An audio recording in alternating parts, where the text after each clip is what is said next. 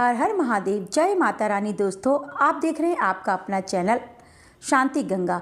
आज कांवड़ यात्रा के बारे में जानेंगे, एक ऐसी कहानी जो आपके दिल को छू जाएगी। महाकाल के भक्तों में कांवड़ यात्रा का विशेष महत्व है। हर साल असंख्य कांवड़िए धार्मिक स्थलों से गंगा जल से भरी कांवड़ लेकर पदयात्रा करके अपने गांव वापस लौटते हैं। इसी सफ़र को कांवड़ यात्रा बोला जाता है। ऐसे ही महाकाल के एक भक्त भोलाराम ने सावन माह के प्रथम सप्ताह हरिद्वार से जल लेकर बाबा विश्वनाथ वाराणसी की तरफ पैदल यात्रा आरंभ करने का प्रण किया। यह कांवड़ यात्रा आज तक की सबसे लंबी दूरी की यात्रा बनने वाली थी। भोलाराम के इस ऐलान से आसपास के गांव में खलबली मच गई, क्योंकि भोलाराम शारीरिक तौर पर ज़्यादा मजबूत नहीं था, लेकिन फिर भी उसने इतना बड़ा संकल्प कर लिया था कि जहां बड़े बड़े भक्त घुटने टेक दें। भोलाराम के परिवार वाले उसे समझाने की बहुत कोशिश करते हैं, लेकिन भोलाराम का संकल्प अटूट था। उसने ठान लिया था कि अब उसका कोई साथ दे या न दे, वह कांवड़ लेकर अकेला ही जाएगा। भोलाराम की कांवड़ सजाने के लिए कई गांव के लोग उपस्थित हुए थे। सभी भोलाराम का उत्साह बढ़ा देते हैं। हालांकि भोलाराम को अपने महाकाल पर पूर्ण विश्वास था, इसलिए वह इस कांवड़ यात्रा के संकल्प को छोटा ही समझ रहा था। दरअसल वह पहली बार महाकाल की कांवड़ यात्रा में हिस्सा लेने जा रहा था और उसे अंदाज़ा भी नहीं था कि इस सफ़र में कितनी परेशानियां होने वाली हैं। भोलाराम अगली सुबह अपनी कांवड़ यात्रा अकेले ही प्रारंभ करता है। आसपास के गांव से कई भक्त भोलाराम को देखने पहुंचे थे, लेकिन कोई उसके साथ यात्रा में जाने को तैयार नहीं था, क्योंकि सभी भोलाराम के संकल्प की कठिनाई को भली भांति समझ रहे थे। भोलानाथ धीरे धीरे कदम बढ़ाने लगा। भोलाराम की कांवड़ का वजन लगभग 70 किलो था, जो कि उसके शारीरिक वजन से 10 किलो अधिक था। भोलाराम कुछ ही दूर आया था कि महाकाल उसकी परीक्षा लेना शुरू कर देते हैं। भोलाराम की कांवड़ से पानी टपकने लगता है। भोलाराम पानी की मटकियों को चेक करता है तो उसे एक मटकी में छोटा सा छेद दिखाई देता है। भोलाराम मटकी का छेद बंद करने की बहुत कोशिश करता है, लेकिन उसके पास ऐसी कोई वस्तु नहीं होती जिससे पानी की धार रोकी जा सके।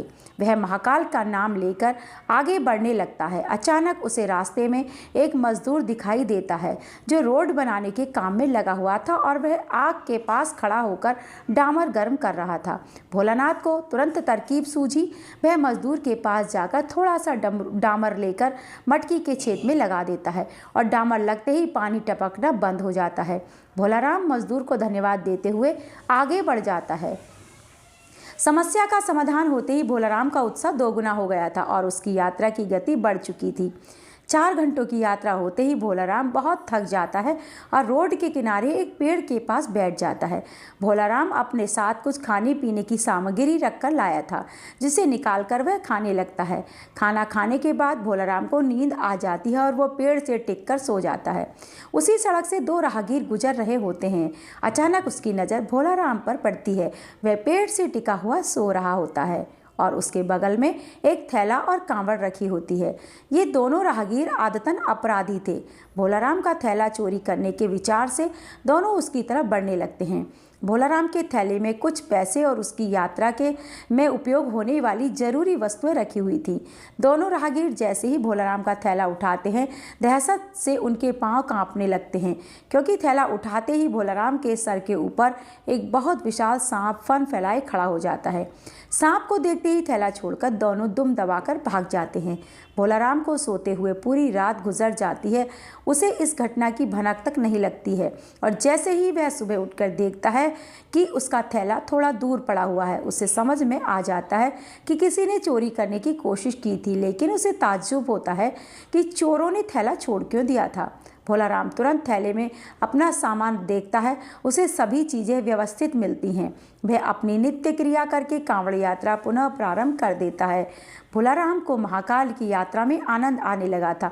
भोलाराम को रास्ते में कांवड़ ले जाते देख कई श्रद्धालु खाने पीने की वस्तुएं और पैसे उसे भेंट करते हैं। भोलाराम को सफ़र करते हुए 8 दिन गुजर चुके थे और अभी तक उसने आधा ही सफ़र तय किया था। रास्ते भर बारिश की बूंदें भोलाराम को थकान का एहसास नहीं होने दे रही थीं।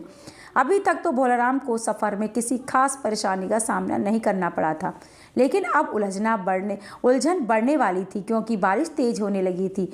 नदियों का जलस्तर बढ़ रहा था और अभी भोलाराम को रास्ते में कई नदी नाले और पार करने थे। भोलाराम शारीरिक दुर्बल जरूर था, लेकिन उसके हौसले बुलंद होते हैं। महाकाल की भक्ति ने उसे ऐसा साहस दिया था कि वे अपनी कांवड़ यात्रा को बिना रोके आगे बढ़ता जा रहा था। अचानक भोलाराम को लोगों की भीड़ दिखाई पड़ती है। वह पास जाकर देखता है तो हैरान हो जाता है, क्योंकि नदी का पुल टूट चुका होता है और आगे जाने के लिए यही एक रास्ता था, और जब तक नदी का पानी सामान्य स्तर में नहीं आ जाता तब तक यहाँ से पार करना नामुमकिन था। भोलाराम कांवड़ लेकर सड़क पर ही बैठ जाता है और पानी नीचे उतरने का इंतजार करने लगता है। उसे बैठे बैठे 4 घंटे ही हुए थे कि अचानक एक एम्बुलेंस आकर खड़ी हो जाती है। एम्बुलेंस के अंदर मंत्री को ले जाया जा रहा था, लेकिन पुल टूटने की वजह से एम्बुलेंस को रुकना पड़ता है। लेकिन जैसे ही मंत्री के काफिले को पुल की टूटने की खबर मिलती है तो वह मंत्री जी के लिए हेलीकॉप्टर भेज देते हैं।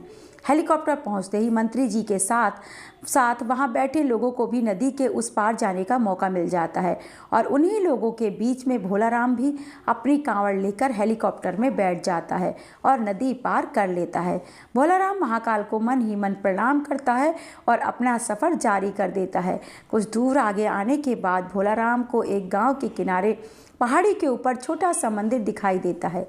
भोलाराम को अचानक उस मंदिर में जाने का विचार आता है। वह अपनी कांवड़ लेकर मंदिर की तरफ जाने लगता है। मंदिर थोड़ा ऊंचाई पर था। मित्रों, उसे ऊपर चढ़ने में परेशानी हो रही थी, लेकिन भोलाराम पेड़ की शाखाएं पकड़कर मंदिर के द्वार तक पहुंच जाता है और अपनी कांवड़ को मंदिर के बाहर रखकर अंदर प्रवेश कर जाता है। अंदर पहुंचते ही उसे एक साधु ध्यान में बैठे हुए दिखाई देते हैं। भोलाराम की आहट से उनकी आंखें खुल जाती हैं। वह भोलाराम को उसके नाम से बुलाते हुए कहते हैं कि भोलाराम, लाओ पानी मुझे दे दो, मुझे बहुत प्यास लगी है। भोलाराम को ताज्जुब होता है कि साधु ये कैसे जानते हैं कि मैं मटकी में जल लाया हूँ।